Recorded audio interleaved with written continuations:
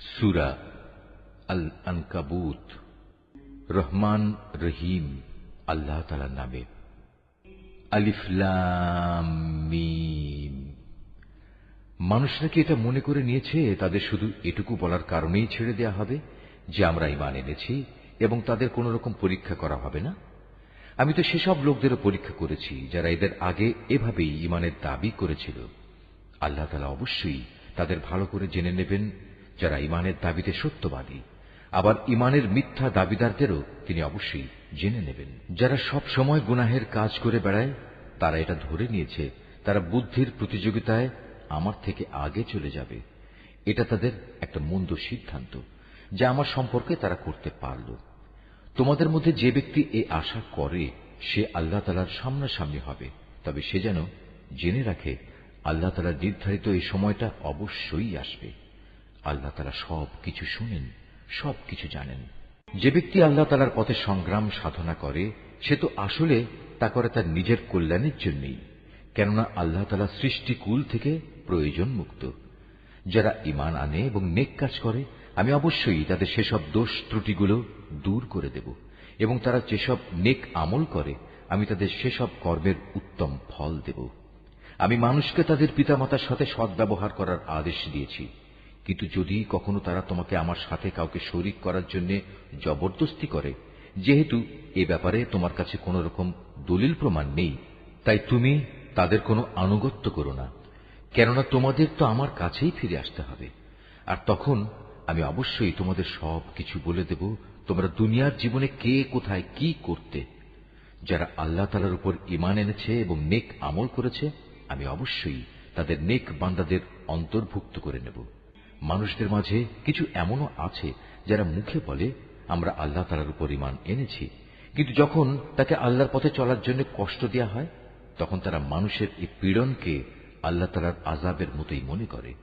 আবার যখন তোমার মালিকের কোনো সাহায্য আসে তখন তারা মুসলমানদের বলতে থাকে আমরা তো তোমাদের সাথেই ছিলাম। এরা মনে করে আল্লাহ তাআলা সৃষ্টিকুলের মানুষদের অন্তরের গোপন বিষয় সম্পর্কে বুঝি মোটেই অবগত নন। আল্লাহ তাআলা অবশ্যই তাদের ভালো করে জেনে নেবেন যারা ঈমান এনেছে। আবার তিনি মুনাফিকদেরও ভালো করে জেনে নেবেন।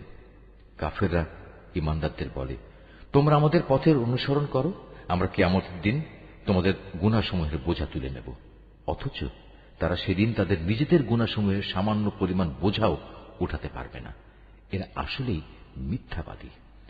কিয়ামতের দিন এরা অবশ্যই তাদের নিজেদের গুনাহের বোঝা উঠাবে, তারপর তাদের এ বোঝার সাথে থাকবে তোমাদের বোঝাও। দুনিয়ার জীবনে যত মিথ্যা কথা তারা উদ্ভাবন করেছে তাদের অবশ্যই সে ব্যাপারে সেদিন প্রশ্ন করা হবে। আমি নূহকে তার জাতির কাছে পাঠিয়েছিলাম, সে ওদের মাঝে অবস্থান করল 50 কম 1000 বছর। তারা যখন তার কথা শুনল না তখন মহাপ্লাবন এসে তাদের পাকড়াও করল। মূলত তারা ছিল বড়ই জালেম। এ মহাপ্লাবন থেকে আমি তাকে এবং তার সাথে নৌকার আরোহীদের রক্ষা করেছি, আর আমি এ ঘটনাকে সৃষ্টিকুলের মানুষদের জন্য একটি নিদর্শন বানিয়ে রেখেছি। আর যখন ইব্রাহিম তার জাতিকে বলল তোমরা এক আল্লাহ তাআলার ইবাদত করো এবং তাঁকেই ভয় করো, এটাই তোমাদের জন্য ভালো যদি তোমরা বুঝতে পারো। তোমরা তো আল্লাহ তাআলাকে বাদ দিয়ে কেবল মূর্তিসমূহের পূজা করো এবং স্বয়ং আল্লাহ তাআলা সম্পর্কে মিথ্যা কথা উদ্ভাবন করো। আল্লাহ তাআলাকে বাদ দিয়ে যেসব মূর্তির তোমরা পূজা করো তারা তোমাদের কোন রকম রিজিকের মালিক নয়। অতএব তোমরা একমাত্র আল্লাহ তাআলার কাছেই রিজিক চাও, শুধু তাঁরই ইবাদত করো এবং তার নিয়ামতের শুকর আদায় করো, কেননা তোমাদের তাঁর কাছেই ফিরে যেতে হবে। আর যদি তোমরা আমার নবীকে মিথ্যা প্রতিপন্ন করো তাহলে জেনে রেখো তোমাদের আগের জাতির লোকেরাও তাদের জমানার নবীদের মিথ্যা প্রতিপন্ন করেছে। মূলত সুস্পষ্ট রূপে মানুষদের কাছে আল্লাহর কথা পৌঁছে দেয়াই হচ্ছে রসুলের কাজ। এ লোকেরা কি লক্ষ্য করে না কিভাবে আল্লাহ তাআলা প্রথমবার তার সৃষ্টিকে অস্তিত্ব দান করলেন, কিভাবে তাকে আবার জীবিত করবেন? অবশ্য এ দ্বিতীয়বার সৃষ্টি করার কাজটা আল্লাহ তাআলার কাছে নিতান্ত সহজ। হে নবী, তুমি বলো তোমরা আল্লাহর জমিনে পরিভ্রমণ করো এবং এর সর্বত্র দেখো কিভাবে আল্লাহ তাআলা তার সৃষ্টিকে প্রথমবার অস্তিত্বে আনেন এবং একবার ধ্বংস হয়ে গেলে কিভাবে আবার তিনি তা পুনর্বার পয়দা করেন। নিঃসন্দেহে আল্লাহ তাআলা সব কিছুর উপর প্রবল ক্ষমতাবান। তিনি যাকে চান তাকে শাস্তি দেন, আবার যাকে চান তাকে ক্ষমা করে তার উপর অনুগ্রহ করেন। সর্বাবস্থায় তোমাদের তাঁর দিকেই ফিরে যেতে হবে। তোমরা জমিনের অতলে যেমন আল্লাহ তাআলাকে তার পরিকল্পনায় অক্ষম করে দিতে পারবে না, তেমনি পারবে না আসমানের কোনো চূড়ায়ও। বস্তুত আল্লাহ তাআলা ছাড়া তোমাদের কোনো অভিভাবক নেই, নেই কোনো সাহায্যকারীও। যারা আল্লাহ তাআলার আয়াতসমূহ ও তার সামনাসামনি হওয়া অস্বীকার করে, মূলত সেসব লোক আমার অনুগ্রহ থেকে নিরাশ হয়ে গেছে। আর এরাই হচ্ছে সেসব মানুষ যাদের জন্য রয়েছে মর্মন্তুদ শাস্তি। অতঃপর তাদের ইব্রাহিমের জাতির কাছে এছাড়া আর কোনো জবাব থাকল না, যে তারা বলতে লাগল, একে মেরেই ফেলো কিংবা তাকে আগুনে পুড়িয়ে দাও। অতঃপর তারা যখন তাকে আগুনে নিক্ষেপ করল, তখন আল্লাহ তাআলা তাকে জ্বলন্ত আগুন থেকে উদ্ধার করলেন। অবশ্যই মুমিন জাতির জন্য এ ঘটনার মাঝে আল্লাহ তাআলার কুদরতের অনেক নিদর্শন মজুদ রয়েছে। ইব্রাহিম বলল, হে আমার জাতির লোকেরা, তোমরা তোমাদের পার্থিব জীবনে একে অপরের প্রতি ভালোবাসা বৃদ্ধির খাতিরে আল্লাহ তাআলাকে বাদ দিয়ে নিজেদের হাতে গড়া মূর্তিগুলোকে নিজেদের মাবুদ ধরে নিয়েছ। অথচ কিয়ামতের দিন তোমাদের এই ভালোবাসার একজন ব্যক্তি আরেকজনকে চিনতেও অস্বীকার করবে। তারা তখন একজন আরেকজনকে অভিশাপ দিতে থাকবে। পরিশেষে তোমাদের সবার চূড়ান্ত ঠিকানা হবে জাহান্নাম, আর সেদিন কেউই তোমাদের কোন রকম সাহায্য করবে না। অতঃপর লূত তার উপর ঈমান আনল। ইব্রাহিম বলল, আমি এবার আমার মালিকের বলে দেয়া স্থানের দিকে হিজরত করছি। অবশ্যই তিনি মহাপরাক্রমশালী ও বিজ্ঞ কুশলী। অতঃপর আমি তাকে ছেলে হিসেবে ইসহাক ও নাতি হিসেবে ইয়াকুব দান করলাম। তার বংশধারায় আমি নবুয়ত ও কিতাব নাজিলের ধারা অব্যাহত রাখলাম। নবুয়ত দ্বারা আমি দুনিয়াতেও তাকে পুরস্কৃত করলাম, আর আখিরাতে সে অবশ্যই আমার নেক বান্দাদের দলে শামিল হবে। আর আমি লূতকে তার লোকদের কাছে পাঠিয়েছিলাম, যখন সে তার জাতিকে বলল, তোমরা এমন এক অশ্লীল কাজ নিয়ে এসেছ যা ইতিপূর্বে সৃষ্টিকুলের কোন মানুষই করেনি। তোমাদের এ কি হল? তোমরা কি তোমাদের কামনা বাসনার জন্য মহিলাদের বাদ দিয়ে পুরুষদের কাছে হাজির হচ্ছ? এবং এ উদ্দেশ্যে আল্লাহ তাআলার নির্ধারিত পথ তোমরা প্রকারান্তরে কেটে দিচ্ছ, এবং তোমরা তোমাদের ভরা মজলিসে এ অশ্লীল কাজে লিপ্ত হচ্ছ। তাদের লূতের জাতির মানুষের কাছেও এছাড়া আর কিছুই বলার ছিল না, যে তারা বলল, হ্যাঁ যাও নিয়ে এসো আমাদের উপর আল্লাহর আযাব, যদি তুমি তোমার আযাবের ওয়াদায় সত্যবাদী হও। এ কথা শুনে সে আল্লাহর দরবারে ফরিয়াদ করে বলল, হে আমার মালিক, এই ফাসাদি জাতির মোকাবেলায় তুমি আমায় সাহায্য করো। অতঃপর যখন আমার পাঠানো ফেরেশতারা একটা সুখবর নিয়ে ইব্রাহিমের কাছে এলো, তখন তারা বলল, আমরা লূতের এ জনপদের অধিবাসীদের ধ্বংস করব, কেননা তার অধিবাসীরা বড় জালেম। এ কথা শুনে সে বলল, তা কি করে সম্ভব? সেখানে তো নবী লূতও রয়েছে। তারা বলল, আমরা ভালো করে জানি সেখানে কে কে আছে। আমরা লূত এবং তার পরিবারের লোকজনদের অবশ্যই রক্ষা করব, তবে তার স্ত্রীকে নয়। সে আযাবে পড়ে থাকা লোকদের দলে শামিল হবে। তারপর যখন সত্যি আমার পাঠানো ফেরেশতারা লূতের কাছে এলো, তখন তাদের এই আশাটায় লূত খুবই বিষণ্ণ মনা হল। এদের সম্মান রক্ষা করতে পারবে না কারণে তার মন ভেঙে গেল। ওরা এটা দেখে বলল, হে লূত, তুমি ভয় পেও না, তুমি দুশ্চিন্তাগ্রস্তও হয়েও না। আমরা তুমি এবং তোমার পরিবার পরিজনদের রক্ষা করব, তবে তোমার স্ত্রীকে নয়। সে তো আযাবে পড়ে থাকা ব্যক্তিদেরই একজন।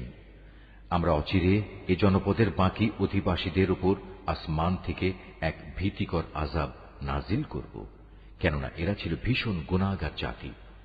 একদিন সত্যি সত্যি আমি এই জনপদকে উল্টে দিয়েছি, এবং তখন থেকে আমি এটিকে জ্ঞানবান সম্প্রদায়ের জন্য একটি সুস্পষ্ট নিদর্শন করে রেখে দিয়েছি। আমি মাদিয়ানের কাছে তাদের ভাই শোয়াবকে পাঠিয়েছি। তখন সে তাদের বলল, হে আমার জাতি, তোমরা এক আল্লাহ তাআলার ইবাদত করো এবং পরকাল দিবসের পুরস্কারের আশা করো। আল্লাহর জমিনে তোমরা বিপর্যয় সৃষ্টি করো না। কিন্তু তারা তাকে মিথ্যা সাব্যস্ত করল। অতঃপর প্রচন্ড ভূমিকম্প তাদের পাকড়াও করল, ফলে তারা নিজ নিজ ঘরেই উপুড় হয়ে পড়ে থাকল। আদ এবং সামুদকেও আমি ধ্বংস করেছিলাম। তাদের ধ্বংসপ্রাপ্ত বসতি থেকেই তো তোমাদের কাছে আযাবের সত্যতা প্রমাণিত হয়ে গেছে। শয়তান তাদের কাজ তাদের সামনে শোভন করে রেখেছিল, এবং এ কৌশলে সে তাদের সঠিক রাস্তা থেকে ফিরিয়ে রেখেছিল, অথচ তারা তাদের অন্য সব ব্যাপারে ছিল দারুণ বিচক্ষণ। কারুন, ফেরাউন এবং হামানকেও আমি ধ্বংস করেছি। মুসা তাদের কাছে আমার সুস্পষ্ট আয়াত নিয়ে এসেছিল, কিন্তু তারা তাকে মানার বদলে জমিনে বড় বেশি অহংকার করেছিল, অথচ তারা কোনো অবস্থায় আমার আযাব থেকে পালিয়ে আগে চলে যেতে পারল না। অতঃপর এদের সবাইকেই আমি তাদের নিজ নিজ গুনাহের কারণে পাকড়াও করেছি।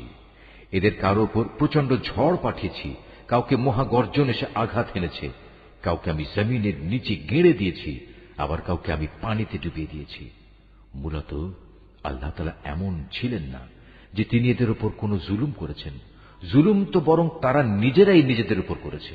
যেসব লোক আল্লাহ তাআলার বদলে অন্যকে নিজেদের অভিভাবক হিসেবে গ্রহণ করে, তাদের দৃষ্টান্ত হচ্ছে মাকড়সার মতো। তারা নিজেরাও এক ধরনের ঘর বানায়, আর দুনিয়ার দুর্বলতম ঘর হচ্ছে এই মাকড়সার ঘর। কত ভালো হতো যদি তারা এই সত্যটুকু বুঝতে পারত। এরা আল্লাহ তাআলার পরিবর্তে যে সবকিছুকে ডাকে, আল্লাহ তাআলা তাদের সম্পর্কে সম্যক অবগত রয়েছেন। তিনি মহাপরাক্রমশালী, প্রবল, প্রজ্ঞাময়। এ হচ্ছে সেই উদাহরণ যা আমি মানুষদের জন্যই পেশ করেছি। কেবল জ্ঞানী ব্যক্তিরাই তা বুঝতে পারে।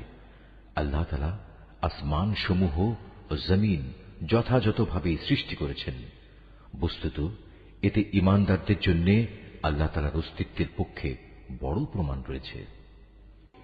যে কিতাব তোমার উপর নাজিল করা হয়েছে তুমি তা তেলাওয়াত করো এবং নামাজ প্রতিষ্ঠা করো। নিঃসন্দেহে নামাজ মানুষকে অশ্লীলতা ও মন্দ কাজ থেকে বিরত রাখে, পরন্তু আল্লাহ তাআলাকে হামেশা স্মরণ করাও একটি মহান কাজ। তোমরা যা কিছু করো আল্লাহ তাআলা তার সম্যক অবগত আছেন। হে মুসলমানরা, তোমরা কিতাবধারীদের সাথে কোন রকম তর্ক বিতর্ক করো না, তবে উত্তম পন্থায় করতে পারো। আবার তাদের মধ্যে যারা জুলুম করে তাদের কথা আলাদা। আর তোমরা বলো, আমরা ঈমান এনেছি কিতাবের যা কিছু আমাদের উপর নাজিল করা হয়েছে তার উপর, আরো ঈমান এনেছি যা কিছু তোমাদের উপর নাজিল করা হয়েছে তার উপরও। আসলে আমাদের মাবুদ ও তোমাদের মাবুদ হচ্ছেন একজন, এবং আমরা সবাই তার কাছেই আত্মসমর্পণ করি। যেভাবে আমি আগের কিতাব নাজিল করেছি ঠিক সেভাবেই আমি তোমার উপর এ কিতাবও নাজিল করেছি। আমি আগে যাদের কিতাব দান করেছিলাম, যারা সত্যানুসন্ধিৎসু ছিল, তারা এর উপর ঈমান এনেছে। পরবর্তী লোকদের মাঝেও কিছু ভালো মানুষ আছে যারা এর উপর ঈমান এনেছে। আসলে অস্বীকারীরা ছাড়া কেউই আমার আয়াত অস্বীকার করে না। তুমি তো এ কোরআন নাজিল হওয়ার আগে কোনো বই পুস্তক পাঠ করনি, না তুমি তোমার ডান হাত দিয়ে কোনো কিছু লিখে রেখেছ যে তা দেখে অসত্যের পূজারীরা কোনো সন্দেহে লিপ্ত হয়ে পড়ছে। বরং এগুলো হচ্ছে তাদের অন্তরে সুস্পষ্ট নিদর্শন, যাদের আল্লাহ তাআলার পক্ষ থেকে জ্ঞান দেয়া হয়েছে। কতিপয় জালেম ব্যক্তি ছাড়া আমার এই সুস্পষ্ট আয়াতের সাথে কেউই গোড়ামি করতে পারে না। তারা তোমার সম্পর্কে বলে, এ ব্যক্তির কাছে তার মালিকের পক্ষ থেকে নবুয়তের কোনো প্রমাণ নাজিল হয় না কেন? হে নবী, তুমি বলো, নিদর্শন তো আল্লাহ তাআলার হাতেই রয়েছে। আমি তো হচ্ছি আযাবের একজন সুস্পষ্ট সতর্ককারী মাত্র। হে নবী, এদের জন্য এটাই কি যথেষ্ট নয় যে স্বয়ং আমি তোমার উপর কিতাব নাজিল করেছি যা তাদের কাছে তেলাওয়াত করা হচ্ছে?